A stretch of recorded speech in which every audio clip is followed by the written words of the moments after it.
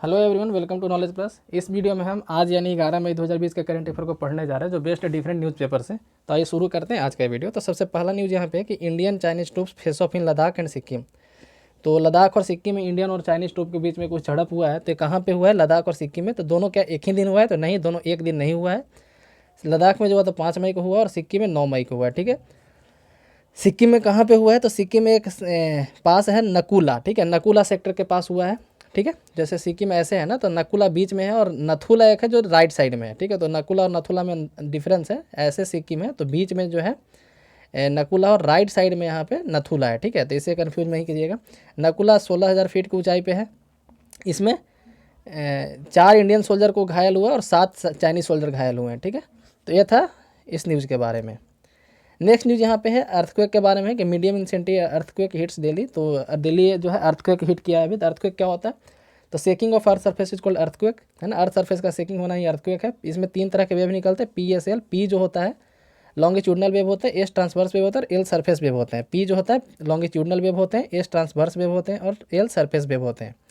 ठीक है, अर्थ के नीचे जो पॉइंट होता है जहाँ से ओरिजिनेट होता है उसको फोकस बोलते हैं, और फोकस के ऊपर जो अर्थ के सरफेस पे जो पॉइंट होता है उसको ईपी सेंटर बोलते हैं। तो ईपी सेंटर ऊपर होता है, नीचे फोकस होता है। याद रखिएगा, ऊपर ही नीचे एफ होता है। ठीक है, ऊपर में ईपी सेंटर, नीचे में फोकस होता है।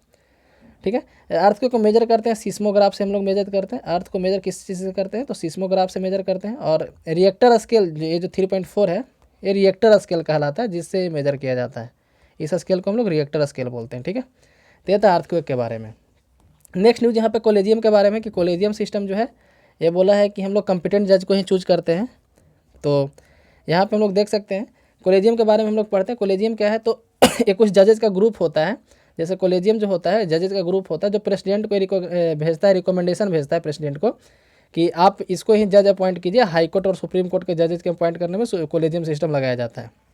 ठीक है, तो जो कोलेजियम है ये प्रेसिडेंट है, ये रिकमेंडेशन भेजे तो ये रिटर्न कर सकते हैं। पहली बार रिटर्न कर सकते हैं कि नहीं, आप दूसरा बार कंसीडर कीजिए। यदि उसी नाम को दोबारा भेज दिया गया तो प्रेसिडेंट को अपॉइंट करना ही पड़ता है, यानी कि दोबारा जो है बाइंडिंग हो जाता है। ठीक है, तो कोलेजियम सिस्टम क्या शुरू में था या कॉन्स्टिट्यूशन में मेंशन्ड है? तो नहीं, कॉन्स्टिट्यूशन में मेंशन नहीं है कोलेजियम। कोलेजियम सेकंड जज केस में आया था। 3 जज केस हुए हैं अभी तक। फर्स्ट जज केस जो हुआ था 1982 में हुआ था।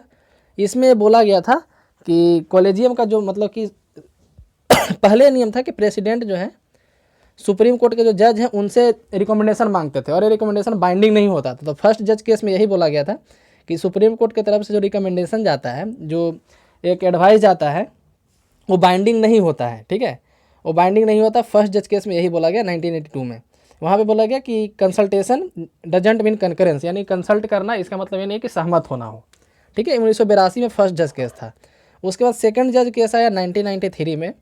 इसमें बोला गया कि नहीं, कंसल्टेशन मीन्स कंकरेंस, यानी कि कंसल्ट करने का मतलब है कि आप सुप्रीम कोर्ट के जो बोला जा रहा है उससे आप सहमत हैं। ठीक है, तो ये कब हुआ था? सेकंड जज केस में। यहीं से कोलेजियम आया था, लेकिन स्टार्टिंग में कोलेजियम में 1+2 जज होते थे, यानी कि 1 चीफ जस्टिस और 2 अदर जस्टिस, सीनियर जस्टिस जो थे। ठीक है, उसके बाद एक थर्ड जज केस आया 1998 में। 1998 के थर्ड जज केस में बोला गया कि अब 5 जज होंगे, 1+4 यानी कि 1 CJ और 4 अदर जो जज होंगे, 1 CJI और 4 जो सीनियर मोस्ट जज होंगे वो कोलेजियम के हिस्सा होंगे। तो कोलेजियम के हिस्सा अभी कितने हैं? अभी 5 जज होते हैं। कोलेजियम स्टार्टिंग में कब आया था? तो 1993 में आया था। कोलेजियम के बारे में कॉन्स्टिट्यूशन में कोई मेंशन नहीं है। 1993 का सेकंड जज केस था, वहाँ पे कोलेजियम आया था। थर्ड जज केस कब हुआ था? तो 1998 में हुआ था। यहाँ पे 1+4 किया गया। 93 में जब कोलेजियम पहली बार आया था तो 1+2 था। तो कोलेजियम के बारे में हम लोग सब कुछ यहाँ पे देख लिए। ठीक है, नेक्स्ट न्यूज़ यहाँ पे थोड़ा सा है कि tying a bit today's to keep the virus at bay. तो यहाँ पे एक मास्क बनाने का टोडा जनजाति के बारे में यहाँ पे जिक्र किया गया। टोडा जनजाति जो है ये द्रविडियन एथनिक ग्रुप है। द्रविडियन एथनिक ग्रुप मतलब साउथ इंडिया की जनजाति हैं। ये नीलगिरी माउंटेन में रहते हैं।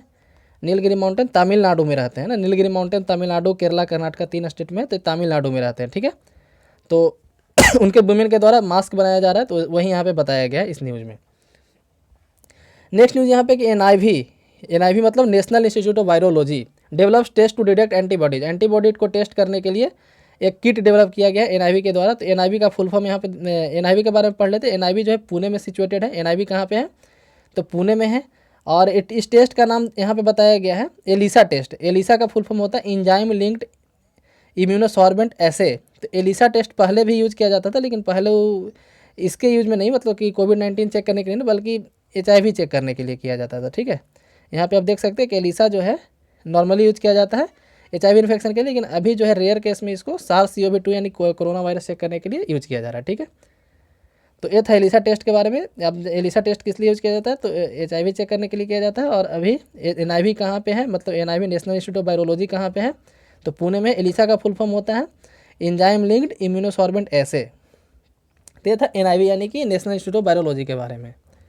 नेक्स्ट है कोविड-19 क्लेम लाइफ ऑफ हिस्टोरियन। एक हिस्टोरियन थे जिनका नाम है हरिशंकर वासुदेवन। हरिशंकर वासुदेवन बंगाल के थे। इनका अभी डेथ हो गया है हाल ही में कोविड-19 के कारण। वो 68 साल के थे और यूरोपियन हिस्ट्री में ज़्यादा डील करते थे, यूरोपियन हिस्ट्री में डील करते थे। ठीक है, तो अभी ऐसा पूछा जा सकता है कि कौन सा अभी एक प्रोफेसर या फिर हिस्टोरियन का डेथ हो गया, तो हरिशंकर वासुदेवन बंगाल के थे और यूरोपियन और रशियन हिस्ट्री में स्पेशलिस्ट थे। यहाँ पे देख सकते हो, वह specialist in Russian and European history. ठीक है, तो ये था इनके बारे में। नेक्स्ट न्यूज़ यहाँ पे कि we fully complied with ICJ order on Jadhav. Pakistan का यह कहना है कि हम लोग जाधव के बारे में जो भी डिसीजन आया था ICJ में, उसे हम लोग कंप्लाई करते हैं, तो उसको हम लोग फॉलो कर रहे हैं, ऐसा कहा गया पाकिस्तान के द्वारा। कितना कर रहे हो तो बाद में देखा जाएगा। तो हम लोग ICJ के बारे में पढ़ते हैं। ICJ यानी कि इंटरनेशनल कोर्ट ऑफ जस्टिस। इसका मुख्यालय द हेग नीदरलैंड में। इसका मुख्यालय कहाँ है, तो द हेग, जगह का नाम है द हेग, नीदरलैंड में। ठीक है, द हेग नीदरलैंड में इसका मुख्यालय है। यूएन का 5 स्पेशल बॉडी है। यूएन जो होता है यूएन का 5 स्पेशल बॉडी है। यूएन के बारे में मिल जाएगा आपको इसी चैनल पे एक लेक्चर मिल जाएगा स्पेशल यूनाइटेड नेशन के बारे में। तो यूएन का 5 स्पेशल बॉडी है और उसमें 4 का मुख्यालय न्यूयॉर्क में ही है और 5वां ICJ है, उसका मुख्यालय द हेग में। मतलब कि 5 स्पेशल बॉडी में मात्र ICJ ही एक ऐसा बॉडी है जिसका मुख्यालय न्यूयॉर्क के अलग यानी कि द हेग में है। द हेग कहाँ है, नीदरलैंड में। इसका जो डिसीजन होता है एडवाइजरी होता है। इसका डिसीजन होता है एडवाइजरी होता है, मतलब बाइंडिंग नहीं होता। इसका जो डिसीजन है वो मानना ना मानना देश के ऊपर है कि आप उससे कंप्लाई करते हैं या नहीं। इसमें 15 जज होते हैं और एक जज 9 साल के लिए इलेक्ट किए जाते हैं। 15 जज होते हैं और एक जज जो है 9 साल के टर्म के लिए इलेक्ट किए जाते हैं। इंडिया की तरफ से पहले जज कौन थे, तो उनका नाम था नागेंद्र सिंह। इंडिया की तरफ से ICJ में पहले जज कौन थे, तो नाम था नागेंद्र सिंह। अभी कौन है, तो अभी हैं दलवीर सिंह भंडारी। ठीक है, दलवीर सिंह भंडारी अभी जो है, ठीक है, दलवीर सिंह भंडारी अभी इंडिया की तरफ से ICJ में जस्टिस है। अरे दोबारा इलेक्ट हुए, ध्यान दीजिएगा, ये दोबारा इलेक्ट हुए हैं। ठीक है, तो ये था ICJ के बारे में। तो इसी के साथ ही आज का न्यूज़ एनालिसिस समाप्त होता है। वीडियो पसंद आए तो लाइक करें, चैनल को सब्सक्राइब करें। धन्यवाद।